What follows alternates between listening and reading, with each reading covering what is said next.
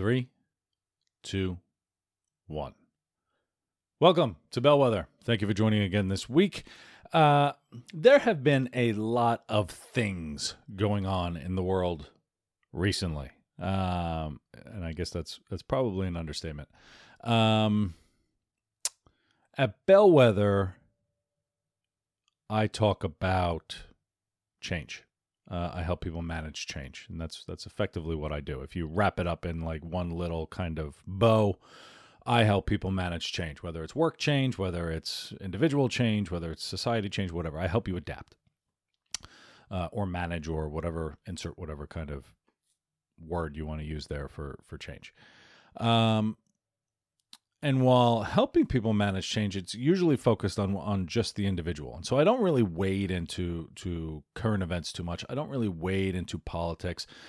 I hate politics. I fundamentally do not dislike it. It's so inauthentic. I don't want to get into that. I find that once you say something political, you've just lost half your audience, and that's it's not a productive conversation place in general. So I don't get into politics. Current events, I don't really get into current events because I would like to think that, managing change and adapting to change and focusing on you could be fairly evergreen. So when you talk about current events, I don't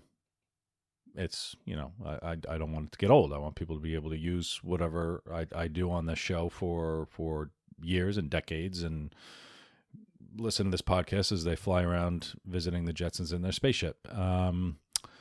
And so I tend to keep things fairly evergreen, right? It's productive, positive stuff. And I think that's an important place to learn.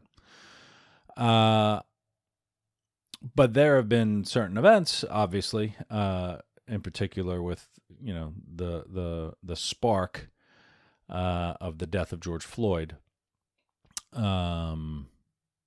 that are they're certainly being politicized, of course, because everything does get politicized.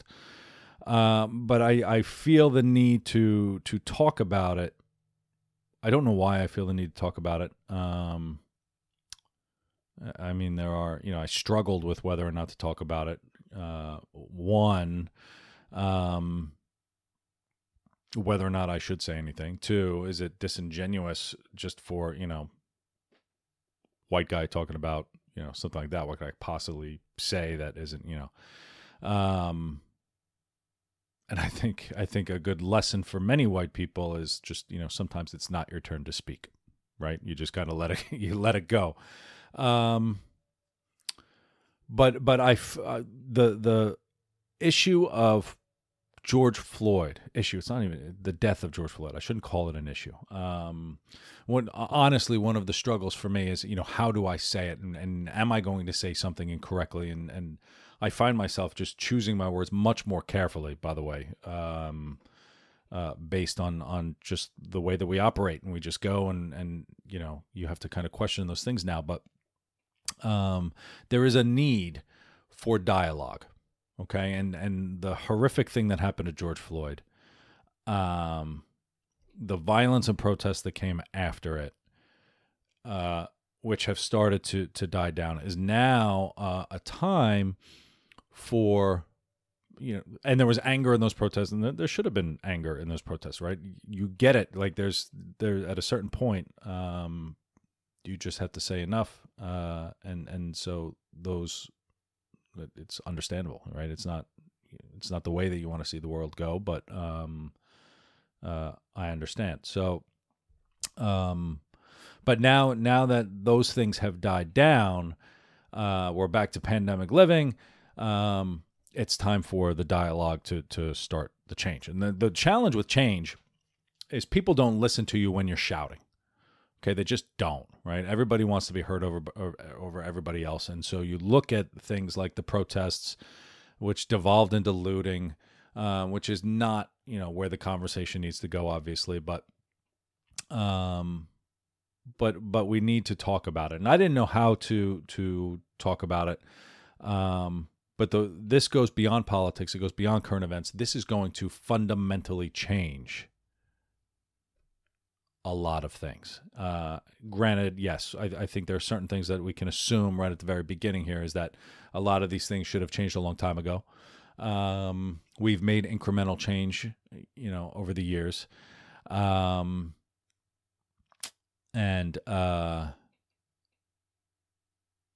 now, just from the conversations I've been having with people and seeing what's happening, especially in the workplace, businesses are going to change. The way we think about society can fundamentally change. There are a lot of necessary change. We're finally at a point, hopefully, where we could start to make some of this change. And the answers that people are coming up with are going to be uncomfortable.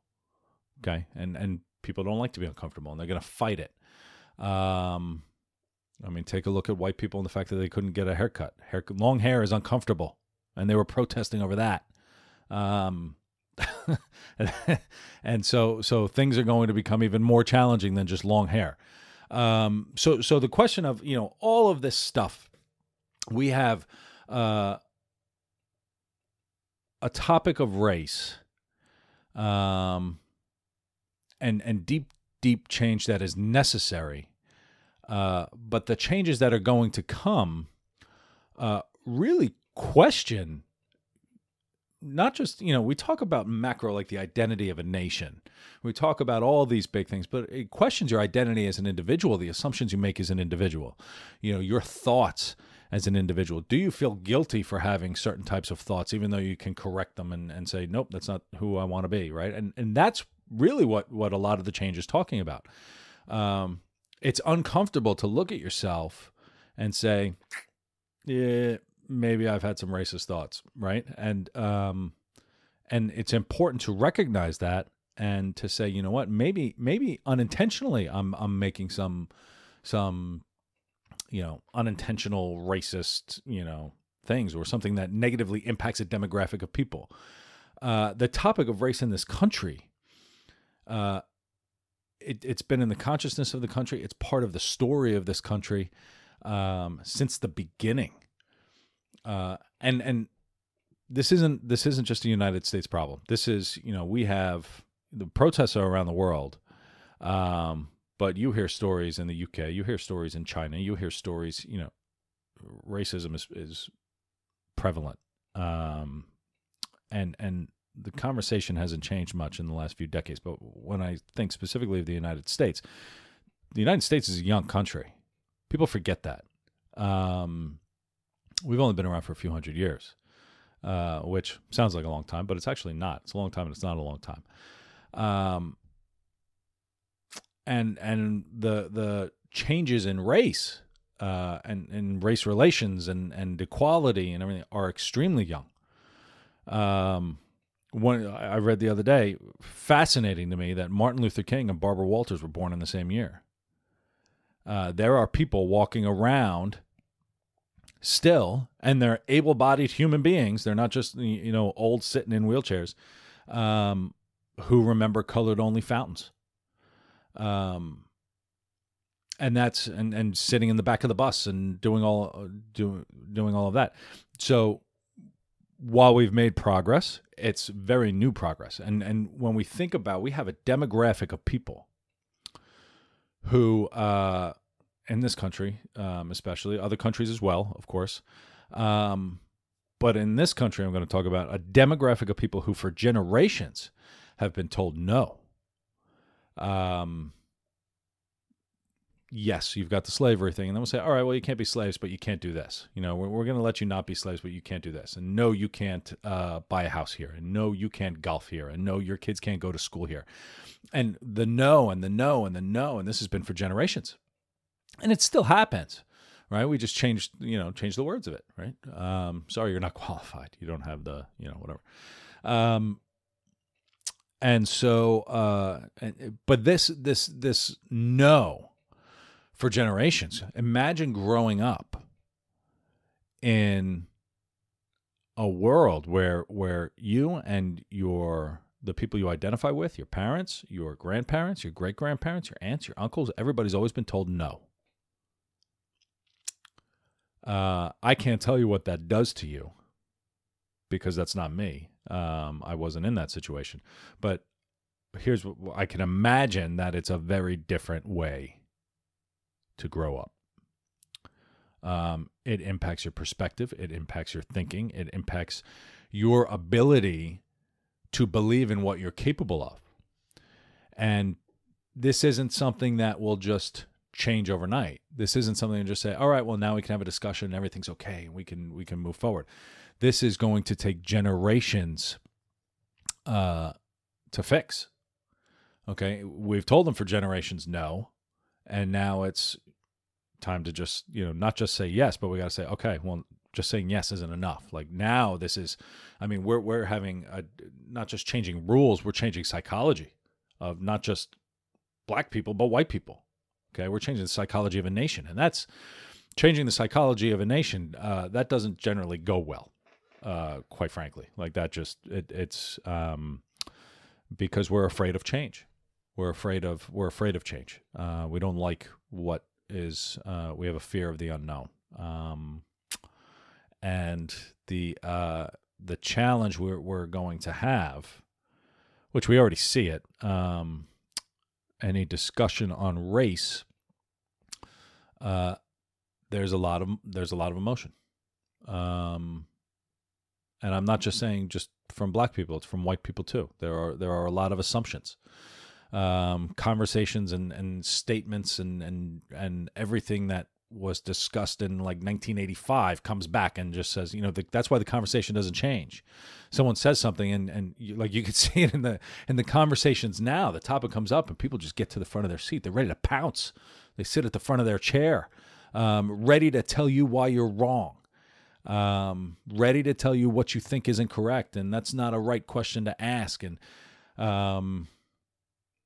And people get louder and they're stressed. Like when we take a look at our stress response, what do? We get bigger, we speak louder, because we see it as a threat to our identity. And that's why productive conversations don't generally happen.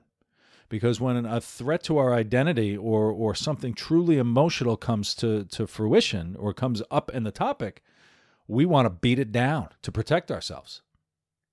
So it's like this big bear. We're getting as loud and big as possible. And what if the topic comes up? It has to come up. It's always coming up.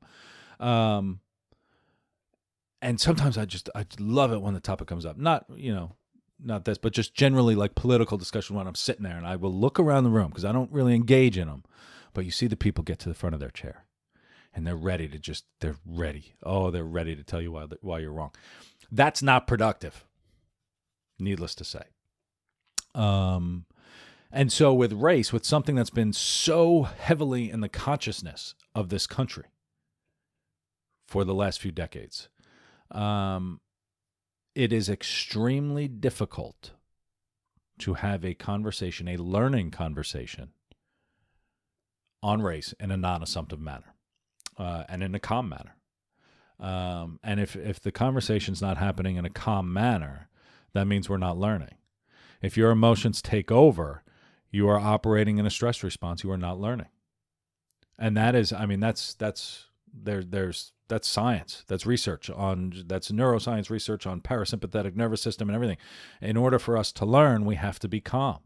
We have to be in a learning mindset. There are a lot of different names for this thing, but when we're fired up and stressed and everything, we're not learning. We don't, our cognitive ability and capacity goes down. And now is a time to learn. It's a time to learn. It's just as the conversation goes on. There are these things that come out. I'm a big person on communication, on how to communicate something. I do what I can to really try to communicate and use the words that I can to properly communicate to other people what I'm trying to say. And Twitter doesn't really help that. Getting someone to understand your job to communicate what you want them to learn. Your job is to create something and put it in a way that they can understand it. And that's not condescending. It's not a condescending manner. It's just saying, this is, I'm going to lay this out for you to pick it up. Twitter doesn't really help that, right? People write these catchy things at 140 characters so people can retweet it, but, it's often misinterpreted. So how we learn and how we teach and everything. Last week, I had an Irish neuroscience, Sean Frutis Walsh, on the show, and his specialty is how to learn. It was almost fortuitous that it was, or whatever the word is, that we had done the interview. We did it before all of this stuff happened, but he spoke about what's required to learn. And when we talk about these little Twitter habits of it's time to learn and white people need to start listening and all of that, and it's true. It's true. I want to pause. Like, this isn't, this is a time for learning. This is a legitimate statement. It's not just a little Twitter thing like, oh, we need to learn, and then we just go off and, go back to our supermarket shopping or creating a puzzle in pandemic or whatever it is. This is a legitimate time to learn. We have to define what learning means. What does learning look like? Learning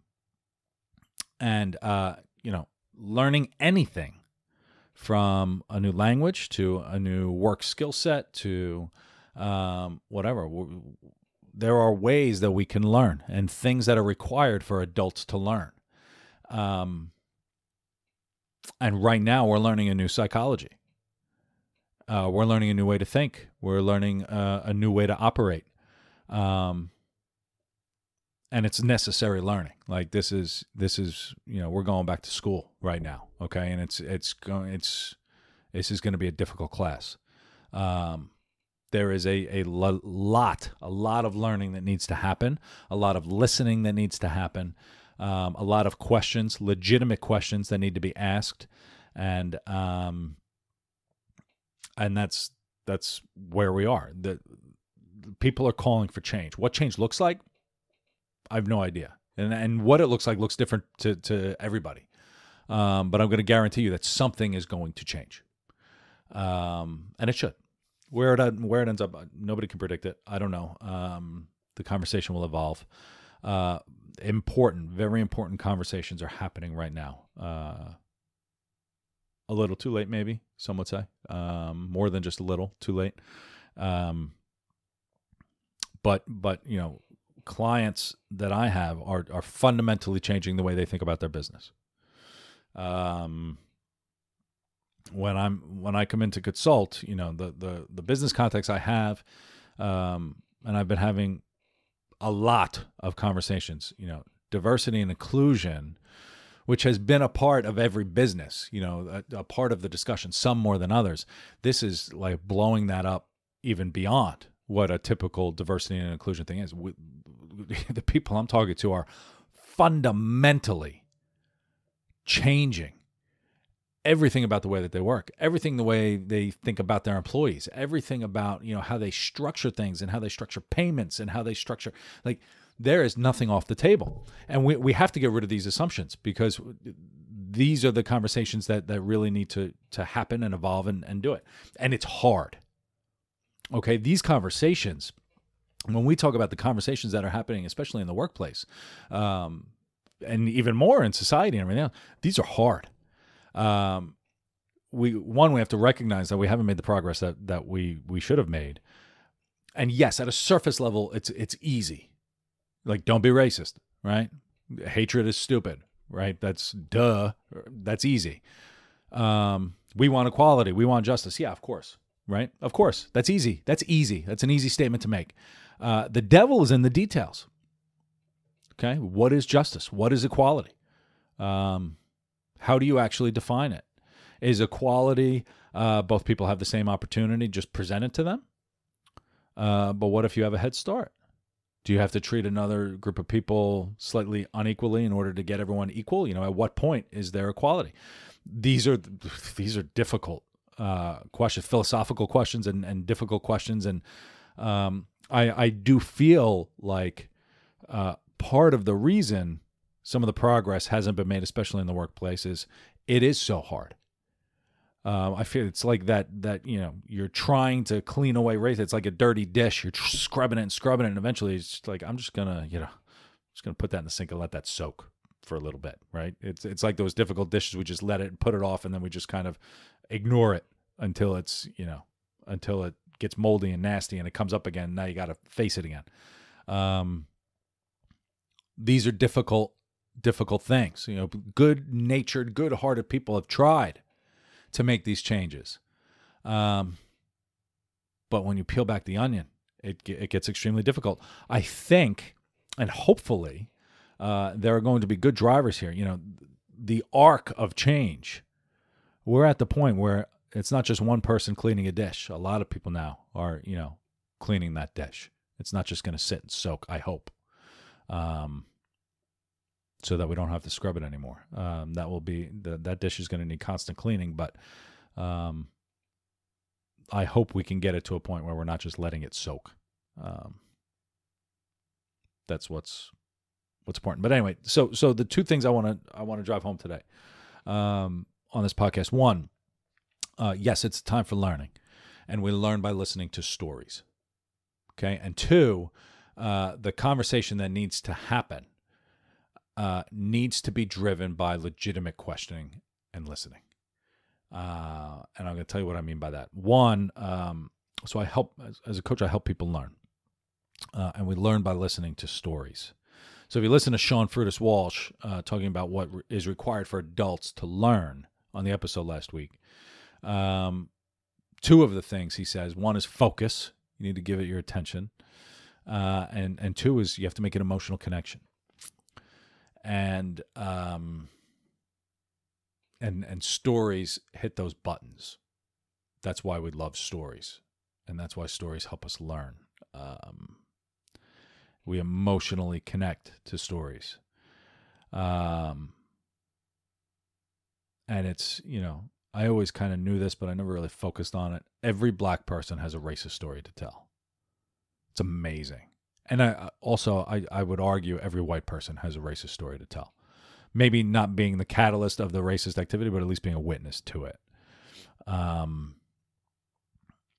And I mean, every black person has multiple stories to tell. Like, this isn't just one. It's like, oh, this is my one, which is just, it's insane. And they should have a legitimate emotional connection to you. From an empathic fellow human being perspective, when you hear these stories, you have to put yourself in some kind of position to say, how does this relate to me? That's how we learn. When you hear about George Floyd calling for his mother, if you're a parent, I don't know how that doesn't rip you apart. You hear about children. And these are just some of the stories that I've heard. Children afraid of their parents interacting with police because they're afraid they're going to be taken away. I don't want my daughter afraid of anything when I think about something like that. I want my daughter to be able to find the helpers, not to be afraid of them. And this goes back to, a demographic being told no over time. These are intensely emotional stories. People walking around, being followed around a store. And this isn't just, like you hear about a black person being followed around the store and like, well, maybe they should have dressed appropriately. Like, this isn't anything like that. I mean, I'm hearing stories from senior executives at healthcare firms, law firms, financial firms. These people are being followed around stores. Like, this isn't just, you didn't dress appropriately and we think you're going to rob us. This is just explicit, just explicit. It's outrageous. It's amazing. You hear these stories, you're like, no, that didn't, come on. Really? That didn't happen. Like, it's time to just say, wow, I can't believe that happened. Like this, it's insane, to listen to it. And the reason we have to be empathic and understand these stories. I mean, undoing this can't be done overnight. Undoing it is going to take generations. Okay. And you can't even undo it. Like, it just needs to be fixed. It needs to be like a new way of going. But we want, as I was thinking about why we have to be empathic and make this emotional, feel this pain with these stories. One of my favorite quotes, to knowledge and wisdom, we make promises only, but pain we obey. And that's a Marcel Proust quote. And that's it. I could give you the greatest advice in the world. If you don't feel it and think about it for yourself, you're not going to take it. And that pain that we need to connect with other people on, that's why we need to listen to the story. We need that emotional connection, and that's going to help. That's going to help understand where we need to go. And point two, then. So we need to listen to stories. This isn't a time, like I said before, we have a bias towards action. White people love to do everything, and we want to help. And sometimes helping is just shutting the hell up and letting somebody else speak, and giving legitimacy to that story, and internalizing that story. Now you can voice your support, but we need to give the floor to somebody else. And then the other thing is the conversation, and the conversation is a dicey one, because you just don't want to say the wrong thing.